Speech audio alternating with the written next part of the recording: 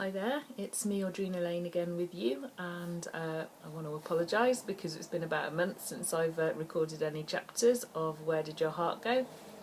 But I've been off travelling. Anyway, here we are with the next instalment, which is chapter 62 from my debut novel, Where Did Your Heart Go? So sit back, relax and enjoy. Arriving at the house, they opened the door and Charlotte was almost floored by Jester running to meet her.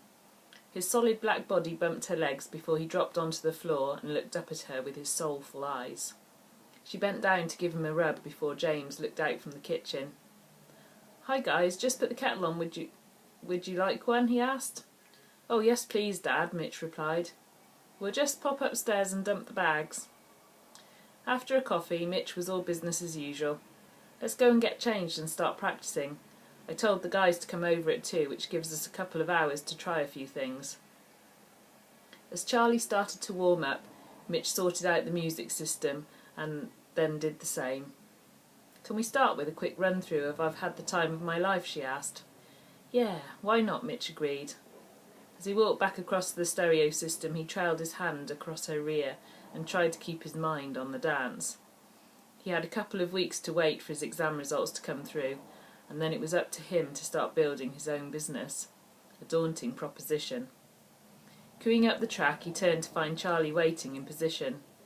She looked across at him and gave him the nod. They breezed through the dance a couple of times with only a handful of mistakes. Pausing for a bottle of water and quick breather, Mitch found the music for Suit and Tie, and they had another listen to it. "Okay, Charlie, you're going to be my sounding board as I show you what I'm thinking of doing. Then we can work on your involvement," he said. "Yes, boss," she replied. He laughed at her comment, and as the song played for the second time, he part danced and part talked his way through it. Occasionally he would pause and ask Charlie about a step he had just done, or she would suggest something and stand up to demonstrate. When they stopped again, Mitch flopped down next to her and looked at the clock. "We've got time for lunch before the guys show up," Mitch said. "Yes, please," said Charlie, as he pulled her up from the sitting position on the floor.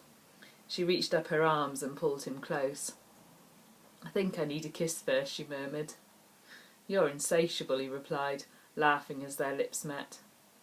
James had gone out, so they were alone as Mitch rustled up some tuna salad and a packet of crisps. "Thanks for the help," Mitch said.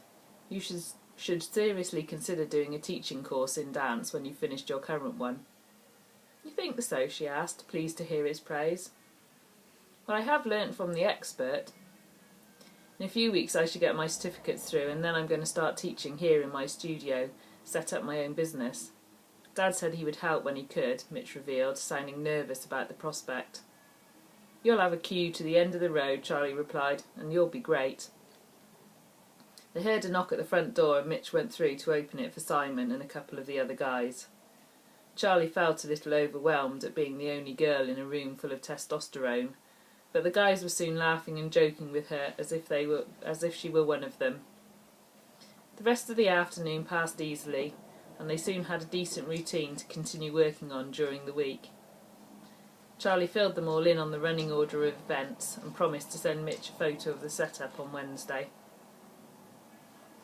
"Have you two been inside all day?" James asked as they appeared in the kitchen. "Pretty much, Dad. We're just going to grab a shower," Mitch said. "How about you take Jester for a walk?" James suggested. "Ooh, that sounds lovely," Charlie said. "Can we?" "Sure," Mitch replied. After a quick shower they called Jester and strolled out into the evening sunshine. "Can we go to the park? I'd like to see it, as it's where my mum and your dad went roller skating together," Charlie asked. It was probably the one across the road," Mitch replied. As Jester ran loose and chased ducks and pigeons, Charlie walked along beside Mitch, her hand held firmly in his. She felt so happy. She loved dancing with him. She adored making love to him. But even a stroll in the park felt special. The whole world somehow looked brighter, like she had just stepped into high definition. All she needed now was her mum to make up with James, and they could all be a big, happy family.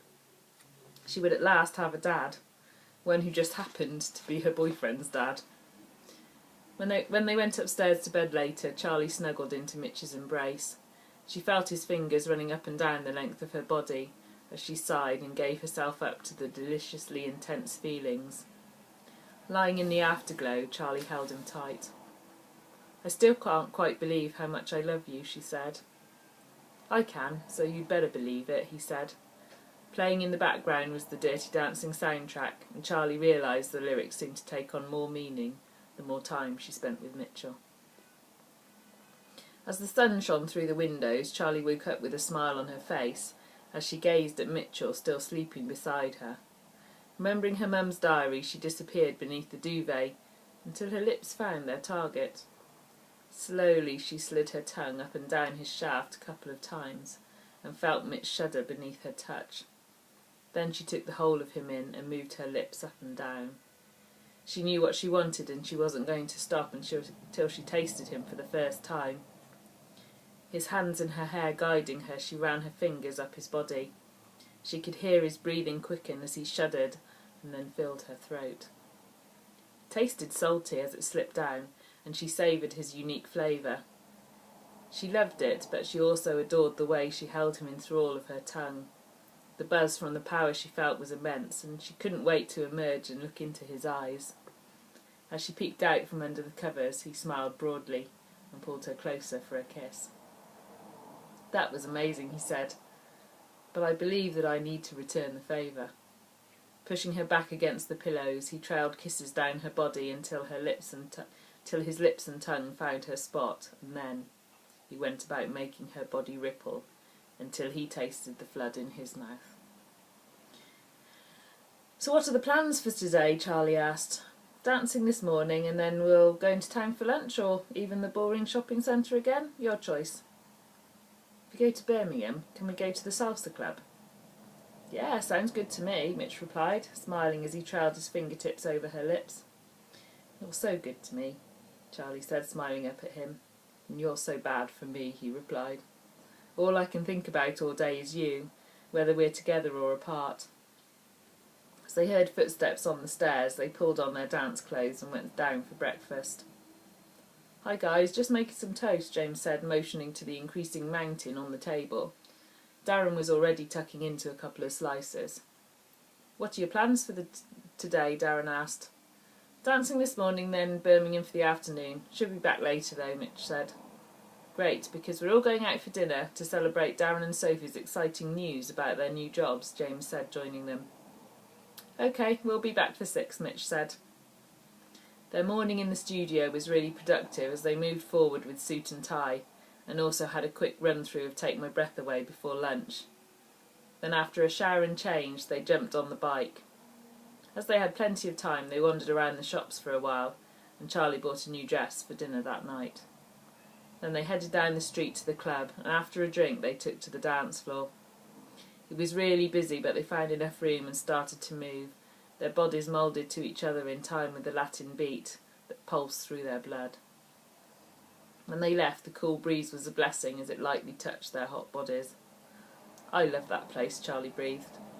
"Yeah, it's fantastic," Mitch agreed, placing his arm over her shoulder as they walked back to the bike. "So what's your brother's new job then?" Charlie asked. "Oh, working for the BBC, but they'll have to move to Manchester," Mitch replied. "Wow, that sounds great," Charlie said. When they pulled back into the driveway, the sun had vanished and been replaced by grey clouds. "Was thinking of sending out the search party for you," James said, welcoming them back. "It's OK, Dad, it won't take us long to get ready," he said. "OK, well, how about Sophie, Darren and I take the first taxi and you can follow on with your grandparents?" Mitch admired Charlie in her new dress as she twirled in front of him before fastening up her hair. "Are you ready? The taxi's here," they heard Peter shout from the hallway. "Down in a minute, Gramps," Mitch replied. Winding his arms around Charlie, he breathed into her ear. "You're so beautiful, and I love you." "You are so sexy, and I can't wait till later," she replied. "Oh, no more sexy talk now.